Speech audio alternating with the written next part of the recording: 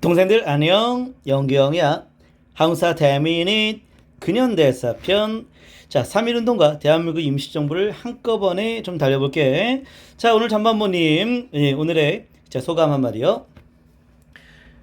컨디션을 잘 유지하자입니다. 예, 좋습니다. 자, 오늘도 맹활약 부탁합니다. 네. 예, 갑시다. 자, 3.1운동의 출제 포인트는요, 뭐니 해도 여긴 배경이 매우 중요합니다. 3.1운동이 일어난 배경. 예, 전개 과정과 영향은 크게 어려움이 없을 거라 생각이 들고요. 자, 그리고 이제 임시정부가 통합되는 과정이 매우 중요하고요. 그리고 임시정부의 활동들인데 특히 여기서는 자금과 관련된 활동이 매우 중요합니다. 자금.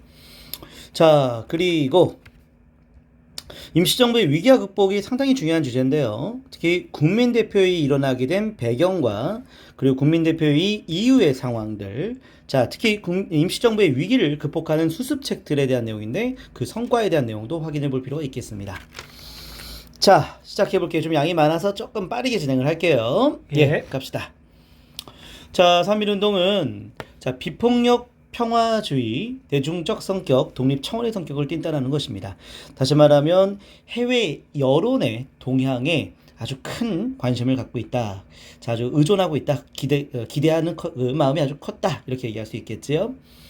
자, 1차 대전 이후에 파리 강화회의가 그렇습니다. 미국 대통령 윌슨이 민족 자결주의를 이기는데 그것에 대한 기대감이 아주 컸다라는 것이지요. 러시아 혁명 이후에 약소민족 지원한다는 약속도 기대감이었고요. 자, 국내 10년대의 무단 통치와 헌병경찰 통치에 대한 반발이 아주 컸고요. 또 고종이 독살당했다는 소문이 퍼졌고 일본의 통치에 대한 반발이 아주 컸죠. 자, 1910년대에 여러 선언들이 나오는데 특히 대동단결 선언은 바로 공화주의를 지향한 최초의 선언이었고요. 자, 구체적으로 독립선언서는 이제 대한독립선언서부터 나오게 됩니다. 이 대한독립선언서가 매우 중요하죠. 자, 만주에서 발표되는데 이들은 독립전쟁에 입각한 독립을 추구했다라는 것입니다. 반면 일본 유학생도 구성되었던 바로 조선 청년 독립단이었죠. 그들이 바로 28 독립선언서를 발표했는데 바로 민족 자결주의에 대한 기대감을 많이 호소하게 되었습니다. 외교적 성격을 보인다라고 볼 수 있겠죠. 그래서 대한독립선언서 28 독립선언서 발표된 다음에 3.1운동이라는 걸 꼭 기억해 주시기 바라고요. 자, 위치도 좀 잘 파악해야겠죠. 자, 3.1운동의 전개 과정은 1단계는 바로 서울의 바로 태화관과 탑골공원이었습니다. 민족대표 33위는 태화관에 있었고 학생들은 탑골공원에 있었죠. 자, 기미독립선언서 발표되는데 이것 최남선이 이 초안을 작성했었고 공약 3장은 바로 한용운이 작성했었죠. 그쵸? 자, 정의인도 생존 존영에 대한 내용이었고 당시 조선 건국을 4252년으로 표기했다는 것도 특이한 점입니다. 자, 도시로 확산되었고 농촌으로 확산되었고 해외로까지 확산되었고 자, 농촌으로 확산되는 과정에서 당시 일본 기관을 습격하는 그런 모습도 보였습니다. 폭력투쟁 형태로 바뀌었다는 얘기지요. 자, 그 과정에서 일본은 제암리 학살 사건, 유관순 순국 등이 있었습니다. 자, 1단계, 2단계, 3단계 일본은 다 무자비한 통치를 했습니다. 태형 적용했고 직결 처분 적용했고 발포까지 했다라는 거예요. 단계와 관계없이 일본이 이렇게 발포했다는 것도 꼭 기억해 줘야겠죠. 그렇죠? 자, 그런데 이 태형은요 3.1운동 이후에 어떻게 됩니까? 없어집니다. 그렇죠. 태형은 3.1운동 이후에 세계 여론의 동향을 보면서 태형령은 폐지했다라고 볼 수 있겠습니다. 알겠죠? 자, 여기까지 했고 그 다음에 영향 살펴보겠습니다. 자, 일본의 통치 방식이 무단 통치에서 문화 통치로 바꿨다라는 거고 그 밖에 실력 양성 운동, 무장 독립 전쟁, 자, 이런 것들이 확산되었습니다. 특히 공화주의를 표방했다라는 것은 이건 어떤 사건과 관련된 겁니까? 누가 돌아가셨었죠? 고종이 독살된 사건과 관련이 있습니다. 그렇죠. 뭐 독살은 아니지만 어쨌든 고종의 사망, 고종을 우리가 마지막 황제로 생각을 했기 때문에 고종 사망 이후에는 바로 이제는 우리가 직접 대표를 뽑자. 그래서 공화주의를 표방했고 그 공화주의에 입각한 정부가 바로 대한민국 임시정부가 되겠죠. 그래서 대한민국 임시정부에는 대통령이 나온다는 것도 알고 있을 겁니다. 자, 사회주의가 확산된 것은 미국에 대한 좀 실망감이었다 볼 수가 있겠죠. 예, 그래서 사회주의가 확산되는 것, 절대 오해하지 말 것. 3.1운동 이후에 사회주의가 확산되는 것이 맞습니다. 사회주의의 영향을 받아서 3.1운동이 전개되었다. 이런 말 하면 돼요, 안 돼요? 안 됩니다. 절대 안 되죠. 예, 중국의 오사운동과 인도의 반영민족운동, 반제국주의 운동에도 우리가 영향을 미친 걸로 볼 수 있겠습니다. 예, 자, 그럼 이제 임시정부 바로 이어가 볼게요. 자, 임시정부 순서가 매우 중요합니다. 순서 꼭 확인해 줘야겠죠? 자, 순서 어떻게 됩니까? 첫 번째요. 대한국민의회입니다. 자, 어디에 있었던 겁니까, 이거? 연해주입니다. 연해주의 대한국민회의 손병희 대통령 첫 번째가 되겠고요. 자, 독립전쟁론에 입각한 단체였죠. 자, 두 번째는요. 대한민국 임시정부입니다. 그렇죠. 쌍하이에 있는 것이었기 때문에 외교론에 입각한 모습이었습니다. 이승만 국무총리였고 이동희가 예. 자, 이동희의 신분은 뭐였습니까? 바로 임시의정원의 의장이었고, 자, 빈칸이 좀 빠졌네요. 그리고 이 임시의정원은 이제 국회 역할을 했기 때문에 여기서 국민, 자, 헌장, 예. 그렇죠? 국민헌장을 발표했죠. 아닌데 국민헌장 아니야. 임시헌장이야. 임시헌장이에요. 제가 잘못 적어놨습니다. 예, 그래요. 임시헌장으로 바꾸시면 되겠습니다. 이게 이제 초대헌법으로 보는 거죠, 임시정부에. 그렇죠? 이렇게 보면 되겠습니다. 자, 이 초대헌법에는 대통령에 대한 언급은 없다는 것도 꼭 알아둬야겠죠. 예, 그렇습니다. 대한민국 임시정부, 자, 상하이에서 처음 만들어졌을 때는 통합되기 전에 그 단계는 대통령이 없습니다. 네, 이렇게 하셔야겠고. 자, 그 다음에 이제 한성정부를 아셔야겠죠. 한성정부에서는 바로 13도 대표가 국민대회를 열었죠. 그리고 이승만이 집정관 총재였습니다. 국내에 있기 때문에 바로 법통은 한성정부를 계승한다라고 하였습니다. 결국엔 통합된 장소는 어디였습니까? 상해입니다. 그렇죠. 상하이로 통합되었다. 하지만 법통은 한성정부를 계승하는 것이었다라고 꼭 기억하셔야겠네요. 자, 쌍으로 통합됐으니까 초기 임시정부의 노선은 어떤 입장이 더 강합니까? 외교예요? 무장독립이에요? 외교입니다. 그렇죠. 외교의 입장이 초반에는 강했다라고 얘기할 수 있겠습니다. 자, 1차 개헌. 자, 바로 대통령제로 바꾼 것입니다. 이때 대통령이 바로 이승만입니다. 국무총리는요? 이동휘입니다. 자, 이승만은 외교의 입장, 이동희는 무장투쟁의 입장이었죠. 이동희는 어느 지역에서 활동해다 왔습니까? 이동희는 그쵸? 바로 연해주입니다. 네, 연해주에서 이렇게 들어오게 된 거죠. 자, 그리고 이제 입법기관은 아까 봤던 임시의정원, 사법기관은 법원, 행정기관은 공무원, 3권의 분립의 모습이었습니다. 또 김무구가 경무국장이었고 안창호가 내무총장이었던 것도 기억해 주시기 바랍니다. 자, 통합됐을 때가 1919년 9월이었었던 거고요. 이 통합된 임시정부의 활동을 쭉 살펴볼게요. 초기에는 외교 중심이었다라는 거죠. 그래서 구미연부 매우 중요합니다. 족발위원부, 자, 외교기관이었었죠. 성과는 그다지 크지 않았습니다. 김규식 임시정부의 외무총장으로 임명했었고요. 그 밖에 만국사회당대회, 소련과의 비밀협정도 있었습니다. 하나 더 추가, 워싱턴 군축회의도 있었어요. 자, 국제회의였는데 워싱턴 군축회의에도 임시정부가 대표를 파견한 적이 있었다라는 것입니다. 예, 살짝 참고로 알아두시고.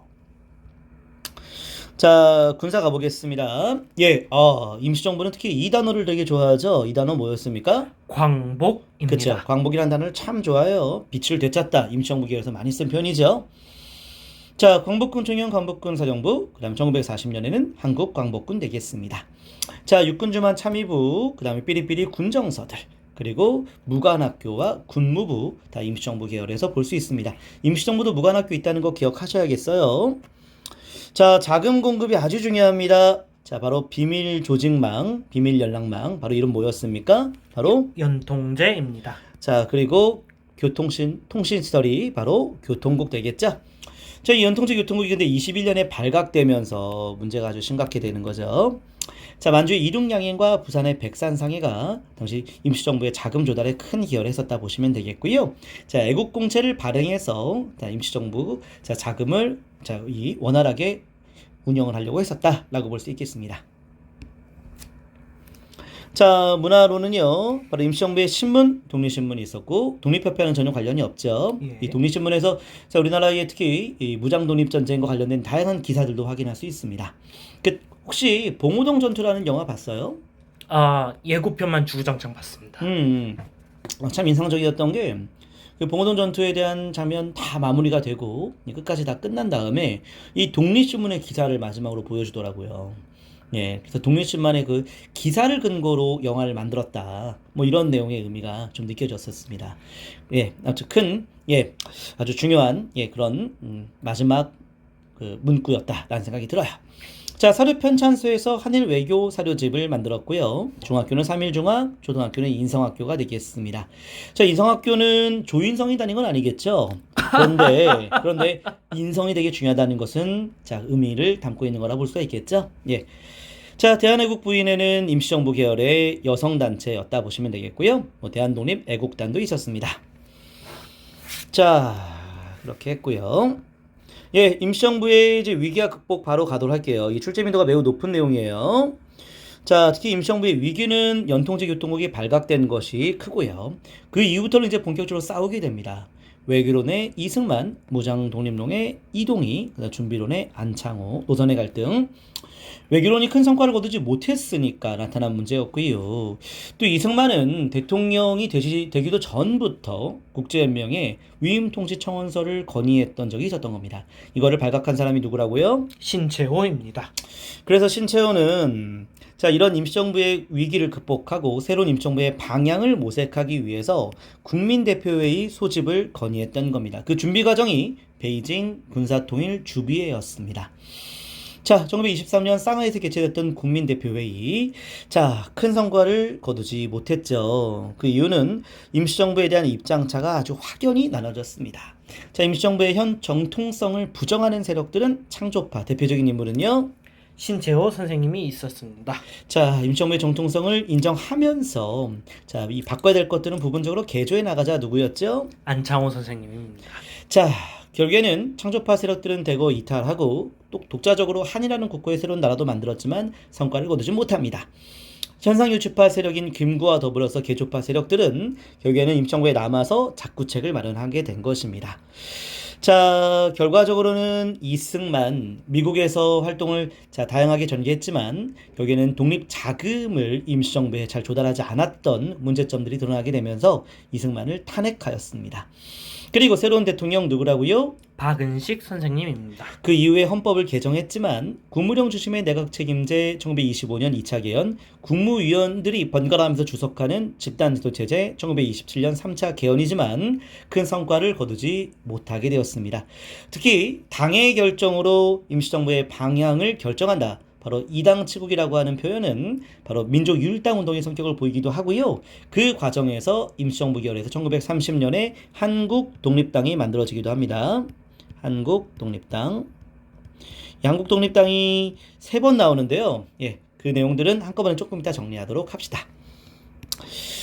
자, 이렇게 이 헌법 개정의 절차도 밟았지만 그다지 큰 성과를 거두지 못한 상태였고, 자, 그 과정에서 나선 분이 바로 김구 선생님입니다. 자, 의열 활동이죠. 한인애국단을 1931년에 상하이에서 만들었습니다. 자, 본격적 첫 번째 의거는 바로 이 일본 궁성에다 폭탄을 던졌던 분이었죠. 누구였습니까? 이봉창 선생님입니다. 그 이후에 상하이 훈코우 공원에다 폭탄 던졌던 사람은요? 윤봉길 선생님입니다. 자, 윤봉길 일거는요, 윤봉길 일거가 너무나 중요한 것은 바로 상하이 사변 승전식을 일본이 상하이 훈코 공원에서 했다라는 겁니다. 근데 여기에 중국인들을 한 명도 나서지 않았는데 윤봉길이 여기다 폭탄을 던져서 일본 고위급 장교 거의 10명 이상을 다 사살하지 않았습니까? 자, 중국국민당이 그래서 1억 인구가 못했던 것 윤봉길을 혼자 해냈다라는 이런 내용도 전해지잖아요. 그쵸? 자, 그래서 윤봉길 이거 계기로 해서 나타난 변화들 정말 출제 민도가 높지요? 그쵸? 자, 누구의 지원이 있었다고요? 국민당의 지원이 있었습니다. 예, 중국의 지원. 그리고 임시정부는 중국과 함께 이동을 결정하게 되었고, 그래서 충칭에 정착하면서 자, 군대를 만들었습니다. 그 군대 이름이 뭐라고요? 한국광복군입니다. 아, 정말 중요하죠. 한국광복군 탄생. 자, 먼저 충칭에 정착하기 전에 한국독립당부터 만들었고요. 충칭 정착한 이후에 김구가 당시 이걸 주도했었던 것이었고요. 그리고 한국광복군 만들고요. 김구가 주석 자리까지 올라갔다라고 볼 수가 있겠습니다. 자, 주석 중심의 단일 지도 체제라 볼 수가 있겠어요. 1941년에는 조소왕의 삼균주의를 바탕으로 건국강령이 반포가 되었고요. 임시정부의 건국강령이죠. 자, 그리고 자, 바로 김구가 이제 계속 주석을 역임하고 있는 건데요. 그리고 김규식이 부주석을 역임한 것이 44년 되겠습니다. 이건 이제 일본의 패망에 대한 준비 과정이라 볼 수가 있겠죠. 이렇게 해서 임시정부의 헌법 개정은 5차례 있었다 보시면 되겠습니다. 기출선지 확인해보는 시간 갖도록 할게요. 자, 살펴봅시다.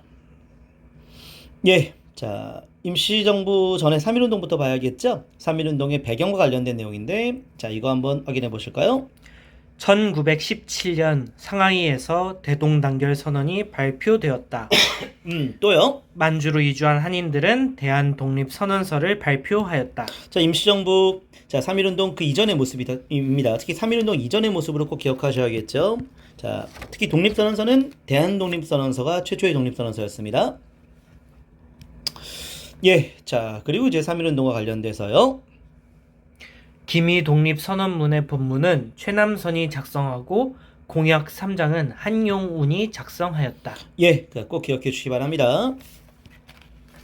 자, 사료의 원문도 잘 체크할 필요가 있겠죠? 자, 그리고요. 자, 요 내용인데요. 국내와의 연락을 위해 교통국을 두었다. 연통제 교통국, 이게 임시정부의 자금 공급에 큰 역할을 합니다. 특히 연통제에는 독판, 군감, 면감의 형식으로 자, 이게 비상 연락망이 구성이 되었다라는 것이죠. 자, 다음 내용이요. 임시정부를 대체할 새로운 조직을 만들자는 주장이 나왔다. 그 주장이 바로 창조파의 창조파와 개조파 등의 주장이 대립되었다. 좋습니다. 자, 마지막이요. 박은식이 임시 대통령으로 선출되었다. 정부의 형태가 대통령제에서 국무령 중심의 의원 내각제로 바뀌었다. 박은식 대통령 취임 이후에 국무령 중심의 내각 책임제, 바로 1925년의 헌법 개정이라 볼 수가 있겠습니다. 자, 수고하셨습니다. 고생하셨습니다.